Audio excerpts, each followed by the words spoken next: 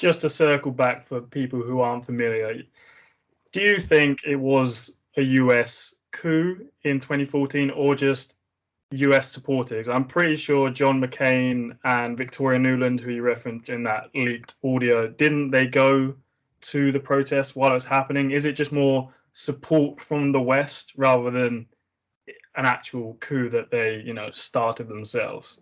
Right. A number of American officials, whether they be members of Congress or administration officials, State Department officials, appeared and supported at the rallies against the Ukrainian government in late 2013, early 2014. Famously, Victoria Nuland, who is now the number 3 person at the American State Department. She's in charge of political affairs for the State Department.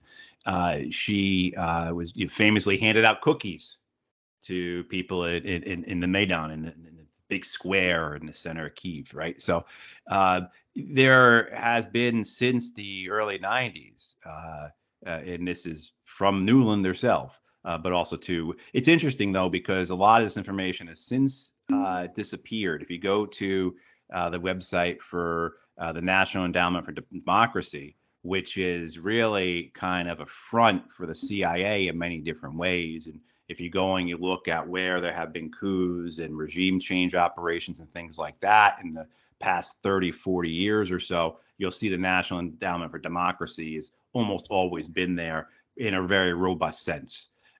So they have been used as a Trojan horse, if you will, with the trappings of, we are there to teach people how to do democracy. We're just there to teach, we're just there to help people organize elections and to learn about how to have a constitutional government responsible to the people. We don't do anything bad, but you've seen it over and over again. And the saying is because through NED and other organs of the U.S. government, more than $5 billion have been spent on democracy type work in Ukraine since the end of the Cold War. So it's a lot of money, and so you had all that. You have allegations that the U.S. Embassy was providing support, that they were training people. You certainly have a lot of connections that are apparent between some of the most right-wing elements that were the most violent elements, and that led to the dissolution of the, and that violence really led to the dissolution of the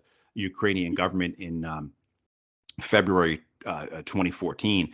So you have all those ties. It's clear you have this leaked telephone recording between Nuland and the American ambassador in Ukraine, Jeffrey Pyatt.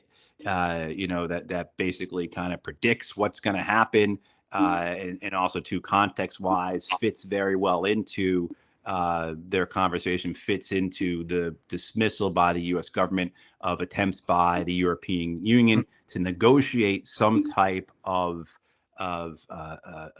settlement between the protesters and the Ukrainian government. One of the things about Ukraine is it's been very split.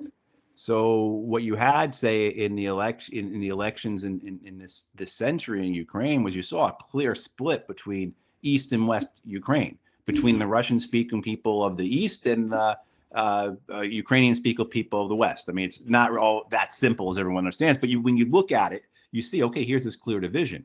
And so you can see that over the years, that division was utilized by various political actors and organizations within Ukraine to cause division, to cause strife. I mean, I think that's kind of, you're going to see that anywhere. And so the American relationship with some of those most extreme groups that represent Western Ukraine, to simplify it, right, was something that falls in line with how the United States has operated in dozens of countries around the world for decades. It is part of the divide and conquer strategy that the U.S. has used throughout its history. We got this from the British, right? And so that type of fracturing of Ukrainian society in order to achieve a political objective is exactly how the American CIA, the American, the Pentagon, the State Department, those who conduct regime change, overthrow of governments, invasions, occupations, how they uh, operate, through that strategy of divide and conquer in order to achieve their goal of capturing control of the government for its purposes. And then that division, that fractured, any violence that comes to it, well, that just rather helps in many ways keep control, because now you can crack down, now you can provide military support. Right now there's an urgency to it, and of course the danger is that it spirals out of control, like in Iraq would be the absolute best case in that, or CC here in Ukraine, where you have another adversary under the side, Russia, who won't back down, and who eventually does something when you cross a line, say a stage a coup and remove their ally. They intervene and they take Crimea and they send forces into eastern Ukraine, support this civil war there. And why we thought the Russians were ever going to back down over these last years, why we thought that just pushing them was going to somehow achieve our policy goals, I don't know, because you see how the Russians reacted with Georgia, you see how they reacted with Syria, you see how they reacted with Ukraine. You stage a coup and they take Crimea. Why do you think that 8 years down the line they're going to have relaxed a bit, that they're going to have chilled out, right? And they're not going to respond to your provocation